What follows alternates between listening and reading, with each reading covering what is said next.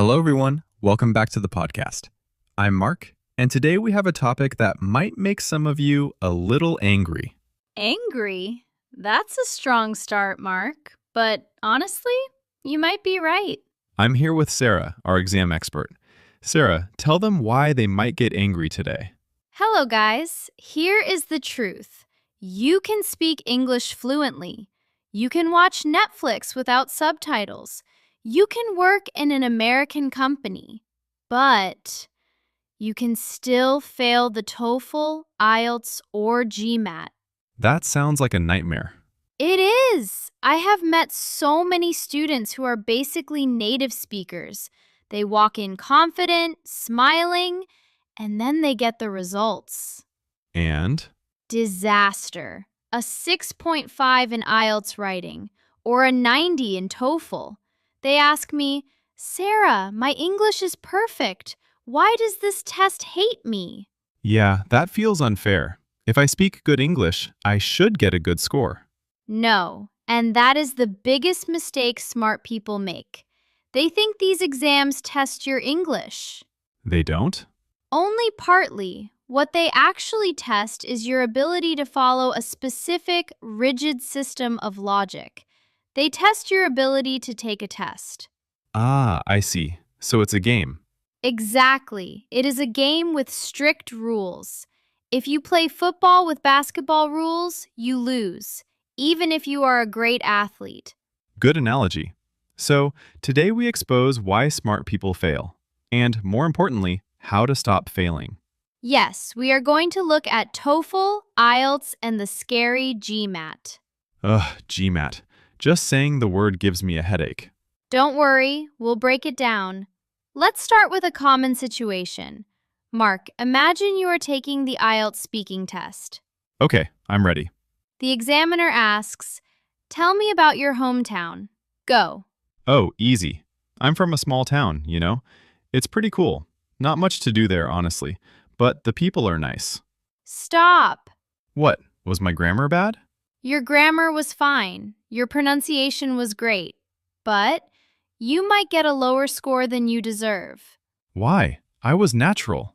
You were too natural. In a coffee shop, that answer is perfect. In an exam, it's unstructured. You used filler words like you know without adding content or showing vocabulary range. But natives talk like that. Exactly!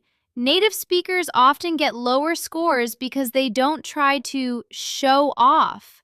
The exam is a performance. You need to demonstrate your level, not just use it. I get it. So I need to be fake? Not fake, strategic. Instead of saying, it's pretty cool, you could say, it is a charming, albeit quiet town. Ooh, albeit. That sounds fancy. It is. And the examiner has a checklist. If they don't hear complex structures, they can't give you the points, even if you speak perfectly. So, logic number 1. It's not a conversation. It's a demonstration. Precisely. And this gets even worse in the writing section. This is where the smart people really crash and burn. Tell me more. Why do smart people fail writing? I thought they were good at it. Smart people have too many ideas. Suffering from success? Kind of. Let's say the TOEFL essay prompt is, do you agree that parents are the best teachers? Deep question. It depends, right? Parents teach values. School teaches facts. Sometimes parents have bad habits. Mark, be careful. You are thinking too much. Thinking is bad? For the exam, yes. If you write, it depends, it's complex, there are gray areas, you will likely run out of time or your structure will get messy. So what does the exam want? The exam wants a robot. It wants, I agree for 2 reasons. First, values. Second, safety. Conclusion. That sounds boring. It is boring, but boring passes. Creative fails. Wow, so high IQ people try to write a masterpiece, and they fail because they don't follow what do you call it? The template, the rubric. The rubric. If you don't use transition words like furthermore, however, and consequently, the computer, or the examiner, thinks you lack cohesion. Cohesion. That means how the ideas stick together, right? Yes, like glue. You need logical glue. Okay, so for writing, we need structure and, quote, logical glue. But Sarah, what about the GMAT? Ah, the GMAT. This is a different beast entirely. I've heard people cry over this exam. It happens. The GMAT and the GRE are not really English tests. They are logic tests in English. What's the difference? In IELTS, you understand the text. In GMAT, you need to understand the flaw in the argument. You need critical thinking. Give me an example. Okay, listen to this. Sales of ice cream increased in June. Shark attacks also increased in June. Therefore, eating ice cream causes shark attacks. That's ridiculous. Why? Explain the logic. It's a coincidence, or, oh, it's summer. More people are swimming and more people are eating ice cream. Exactly. That is correlation implies causation, a logical fallacy. Hey, I got it right. You got it right because it was about sharks and ice cream. On the exam, the topic will be corporate tax loopholes in mid-century manufacturing. Ugh, boring. That's the trap. Your brain gets bored, you stop reading carefully, and then you use your outside knowledge. Outside knowledge? What do you mean? This is the #1 killer on advanced tests. You answer based on what you know is true in the real world, not what is written in the text. Can you give an example? Sure. Imagine a text about Company X. It says, Company X reported a loss this year because of bad weather. Now, imagine you know, because you read the news, that Company X actually had a huge scandal with their CEO. Okay, I know the real reason. The question asks, according to the text, why did Company X lose money? A, bad weather. B, management issues.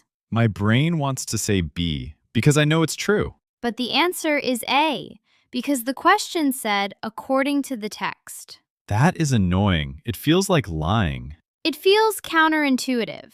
Smart people struggle here because they can't turn off their intelligence.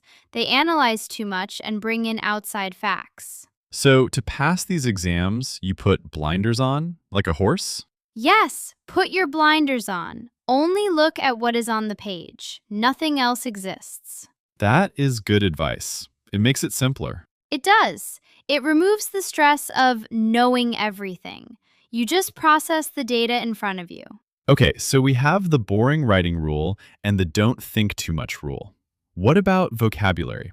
Students always say, I need to learn 5,000 new words. Oh, the vocabulary myth. This is my favorite one to bust. It's a myth?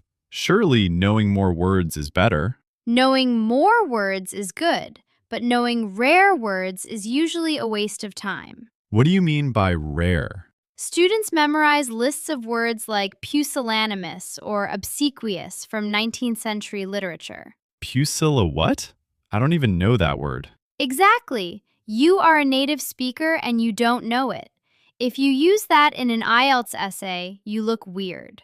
Like I swallowed a dictionary. And you might use it wrongly.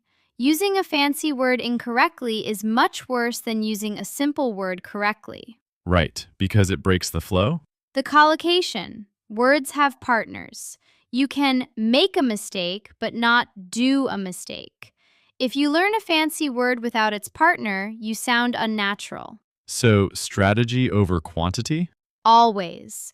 I would rather you learn 10 phrases for giving an opinion perfectly than 100 random difficult words. Can we try that?